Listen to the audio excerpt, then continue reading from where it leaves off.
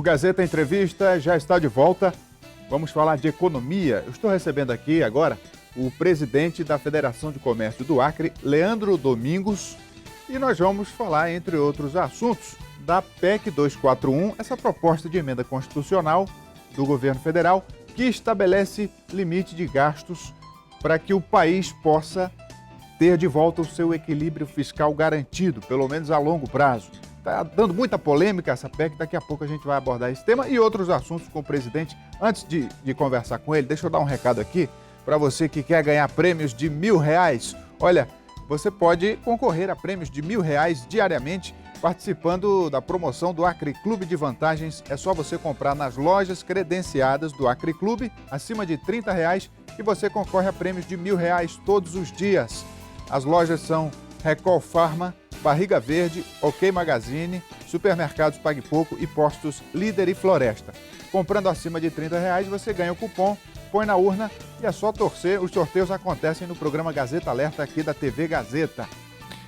Muito bem. Presidente da FEComércio, Leandro Domingos, essa PEC do governo federal, a PEC 241, que estabelece o limite de gastos, que atrela o crescimento das despesas ao crescimento da inflação e que é uma medida para sanar as contas públicas e que está dando muita polêmica. Então, agora eu pergunto ao presidente da FEComércio, que é uma instituição reconhecidamente eficiente do ponto de vista da gestão, qual é a posição da FEComércio nessa discussão, Leandro? Boa noite. Boa noite. Primeiro eu quero agradecer o convite e dizer que nós não somos especialistas em orçamento da União e também esclarecer um fato que eu tenho ouvido muitas pessoas falarem sobre essa PEC e se reportam ao governo federal. Na verdade, essa PEC ela é uma PEC que vai atingir todos os órgãos federais que estão ligados diretamente ao orçamento da União. Vai atingir o Poder Executivo, Legislativo, Judiciário, o Tribunal de Contas da União, também a Defensoria Pública da União e o Ministério Público Federal. Todos esses órgãos que têm todos os seus recursos ligados ao orçamento da União vão passar por esse controle de despesa. Muita gente pensa que é redução de despesa, mas na verdade é evitar que as despesas do Poder Público Federal continuem crescendo no ritmo que vinha crescendo. O empresariado brasileiro, ao longo do tempo, sempre tem dito, tem discutido que o país precisa adequar o seu tamanho à sua real capacidade de crescimento. O Brasil vinha gastando muito. Para se ter uma ideia, as despesas da União, nos últimos 20 anos, elas cresceram em média 6% ao ano, enquanto que as receitas cresceram apenas 3%. Isso vem gerando déficit constante no orçamento da União. E o governo, para suprir as necessidades de receita, vem constantemente aumentando tributos. E o empresariado brasileiro não consegue, não aguenta mais pagar tanto imposto. De modo que a implantação agora dessa PEC 241 vem atender já um anseio antigo do empresariado brasileiro. E nós não temos preocupação de que isso possa travar o desenvolvimento. Porque quem faz o desenvolvimento do país, na verdade, é o setor privado.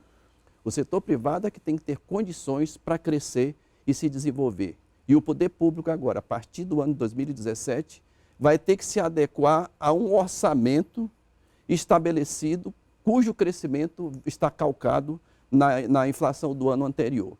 E com isto, com certeza, nós vamos ter um tamanho de um país adequado, nós vamos ter as instituições públicas que precisam fortemente ter gestores que possam maximizar a utilização dos recursos que estão alocados no orçamento da União. Ou seja, é uma conta simples. Ninguém pode gastar mais do que ganha, né? Qualquer chefe de família sabe disso. Quer dizer, tentam criar uma situação inexistente em torno dessa PEC. E eu vou esclarecer aqui alguns pontos polêmicos. Por exemplo, saúde e educação. Se fala que vão cortar gastos, isso é uma falácia, isso é uma mentira. Na verdade, quem se dá o trabalho de estudar a proposta, de ler, já percebe que os gastos com saúde e educação vão aumentar progressivamente até 2020, de acordo com o crescimento da arrecadação. Na verdade, a PEC ela estabelece 20 anos, mas nós temos um espaço de tempo nos 10 primeiros anos. A partir do 11º ano, o governo federal pode, a partir de medida provisória, fazer uma nova adequação dessas despesas. Na verdade, nós teremos 10 anos para ajustar o país, para enquadrar o país dentro de um crescimento sustentável, onde as receitas e despesas elas possam caminhar paralelamente. Evidentemente, o que você falou é uma verdade. Saúde, educação. Eu acho que os setores que realmente precisam ser investidos recursos no país, eles vão continuar recebendo os recursos. E talvez até mais. Porque acontece o seguinte, onde você economizar em uma determinada área, você pode jogar para outra. Hoje o país paga um absurdo, isso está no orçamento da União, por exemplo, as despesas com a dívida pública é um negócio estupendo. O Brasil paga mais de R$ 1 bilhão por ano entre os juros da dívida e mais a amortização. Isso é muito dinheiro. E, evidentemente, com esse controle, sobrando recursos que vão ser economizados com o desperdício público, porque, na verdade, o governo federal, a União, gasta muito mal, gasta em atividades supérfluas que não atendem às necessidades da sociedade brasileira, investe, por exemplo, em infraestrutura e, às vezes, alguns investimentos em infraestrutura não levam a nada, não contribuem nada para o desenvolvimento do país.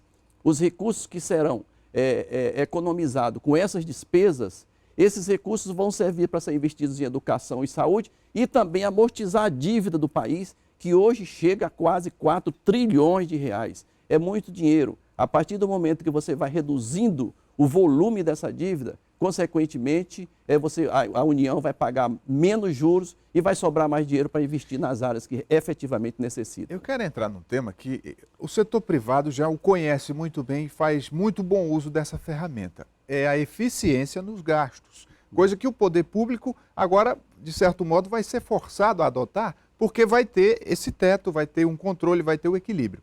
Pois bem, como fazer para que o poder público possa absorver da iniciativa privada essa ferramenta tão eficiente, tão boa para o equilíbrio das contas, que é a gestão competente?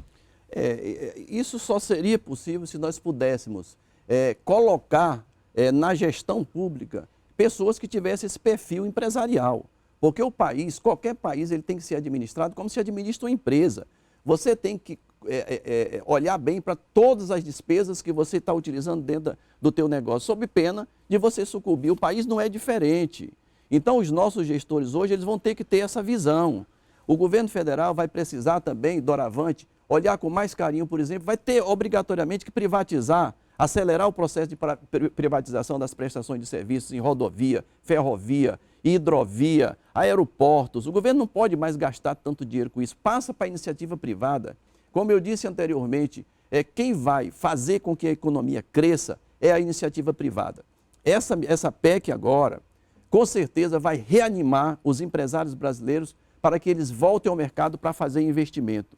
E o empresário, eu estou falando de PEC assim, mas a PEC ela vem atrelada com outras reformas. Por exemplo, a reforma previdenciária, ela precisa ser feita, como também precisa ser feita a reforma administrativa. Nós temos que mudar o perfil dessa estrutura do governo federal. É muito grande para produzir tão pouco. Na verdade, eu acho que o tamanho do Estado ele tem que ser diminuído gradualmente. E essa cultura de um Estado tão paternalista que acaba fazendo com que as pessoas se acomodem. Porque um país que tem emprego, que tem oportunidade de ascensão econômica para as pessoas, que tem, digamos assim, o potencial de cada um crescer naquilo que pratica, na sua atividade, faz com que o Estado acabe sendo, de certo modo, desnecessário. Não tem nem dúvida. Mas um governante que pensar bem, ele tem que trabalhar no sentido de diminuir o tamanho do Estado e aumentar o tamanho da iniciativa privada, que é quem efetivamente gera renda e gera emprego. Hoje, 100% dos recursos que são administrados pela União, eles vêm através dos impostos arrecadados pelas empresas e pelas pessoas físicas, que no Brasil é impressionante como a pessoa física paga tanto imposto. As empresas também pagam imposto exageradamente, é uma transferência de renda das empresas para a União, onde a União aplica mal, as empresas ficam descapitalizadas, as empresas não sobra dinheiro, poupança para investir no seu próprio negócio, trava o seu desenvolvimento, o seu crescimento, e ela termina ficando inibida, impossibilitada de gerar mais rendas e gerar mais emprego. Aliás, essa questão do emprego hoje é um dos maiores desafios que nós temos no Brasil hoje. O nível de desemprego está muito grande e essas reformas que estão sendo feitas aí podem reativar a economia e fazer com que essas pessoas que hoje estão desempregadas, deixando de circular recursos no mercado para fazer com que o comércio varejista, a indústria possam se mover, isso pode voltar a acontecer. Evidentemente que não vai acontecer da noite para o dia, isso vai demorar um pouquinho mais. E quando a gente fala do Estado mínimo, não é que o Estado vai deixar de existir, mas ele passa a ser um mediador, um regulador, e não o que querem fazer do Estado como sendo o responsável por toda a atividade econômica. É evidente, o Estado tem que gerir os serviços essenciais que a iniciativa privada eventualmente não possa fazer. O Estado não pode querer fazer tudo. E hoje no Brasil o que a gente presencia é isso, é um Estado centralizador, onde puxa para si todas as atividades, às vezes tirando da própria iniciativa privada, onde a gente sabe muito bem que a iniciativa privada ela é muito mais eficiente do que a administração pública federal. Hoje nós temos um país aqui passando por uma crise, o Brasil só não quebrou em definitivo porque o Brasil tem uma iniciativa privada forte, tem uma economia privada forte. É por isso que ainda se está resistindo a essa crise tão profunda e tão prolongada que nós estamos vivendo hoje no nosso país. Leandro, para a gente encerrar, com esses novos ares que a economia do país passa a viver, como é que você vê o reflexo disso aqui na economia do Acre? Olha, a economia do Acre, nós ainda temos digamos assim, um ponto positivo, que o governo do estado não tem feito grandes investimentos, mas pelo menos vem mantendo a folha do pagamento de seus trabalhadores, dos seus funcionários em dia. Aqui no Acre, o peso na nossa economia do trabalhador, principalmente do trabalhador público, do funcionário público, é muito grande ainda. Mas na hora que o governo deixar de pagar o salário um mês, vai virar um caos. A nossa economia, a economia do estado do Acre, ela ainda está sendo controlada, mas ela corre um risco muito grande, porque a atividade econômica está desaquecida. Para você ter uma ideia, eu tenho conversado com pessoas que vendem alimento, estão reclamando, os supermercados, aqueles que não caíram muito, vêm mantendo a sua renda, quer dizer, se for deflacionar os dados, a queda é muito grande. Um dos setores importantes para a economia nacional, é aqui para o nosso estado também, que é o de automóveis, veículos automotores, nós estamos vivendo uma das maiores crises que o país já viveu. Esse é um dos setores que está sendo mais penalizado. E mesmo assim, a estrutura de revendedores de veículos aqui do estado do Acre está se mantendo. Eu diria que a nossa economia, até dezembro, a gente vai se manter bem. Se não houver, digamos assim, uma retomada desse crescimento, não em nível de estado, mas em nível nacional, com certeza o ano que vem não vai ser o primeiro semestre não vai ser um ano muito bom ainda. Nós vamos sofrer um desaquecimento ainda no primeiro semestre, talvez o segundo semestre a gente possa respirar um pouco com maior tranquilidade. Conversei aqui com o presidente da FEComércio no Acre, Leandro Domingos. Muito obrigado pela vinda. Eu que agradeço. Muito obrigado a vocês. Vamos fazer um intervalo. O Gazeta Entrevista volta em instantes. Continue com a gente.